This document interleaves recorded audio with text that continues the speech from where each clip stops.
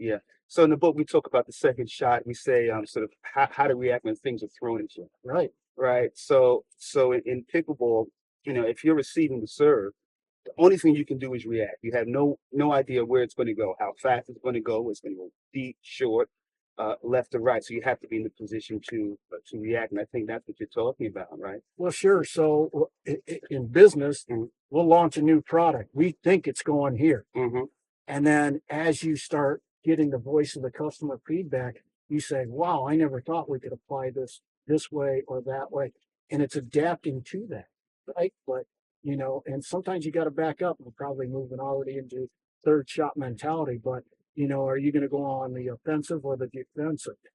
Defensive is, hey, I need to push this thing back so I can create more space for me to do my thing, whether it's in pickleball or work, or is it an offensive where I'm going to go short, pull them up tight, and just hang on for dear life and get into that volley with it. Yeah, or even when you have sort of one of those volleys and you're very defensive, you're just trying to get the ball Right. back. You're just trying to stay in the game, so to speak, to give you the opportunity to be aggressive later, right? And same Right. thing with business. I mean, I just wanted to dive in there. So many times as leaders, we have this checklist. We're going to do this. This is going to happen by this date, this date, this date. And that's that hard volley that's going back and forth.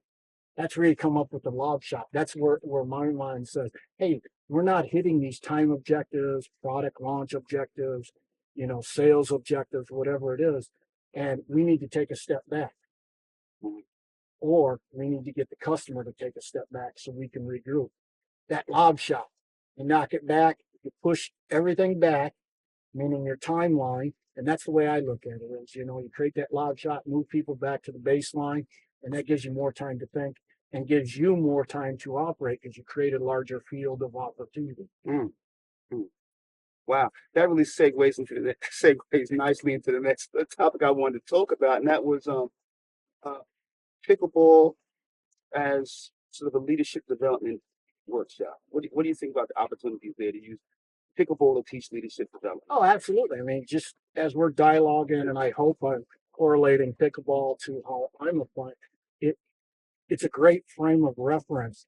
And the way you've broken it down into the book is a great way to explain it to people.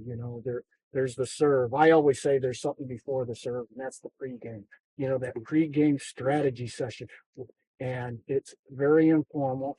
You're picking your teammate or your uh, teams that are going to be part of this launch, whether it's marketing, product engineering, product development, sales, whatever whatever is required, but you're pulling that together. So I just think there's a lot of things that tie into the sport, which is something I'm passionate about. Okay. I'd like to think we're all passionate about work, but I see a lot more competitiveness on the court than I do in business. So you can take something fun and adapt it to your work life. And I just see it happening every day as I build and, you know, um, as I build my own consultancy business for the next chapter in my life, I'll be taking a lot of these skill sets with me.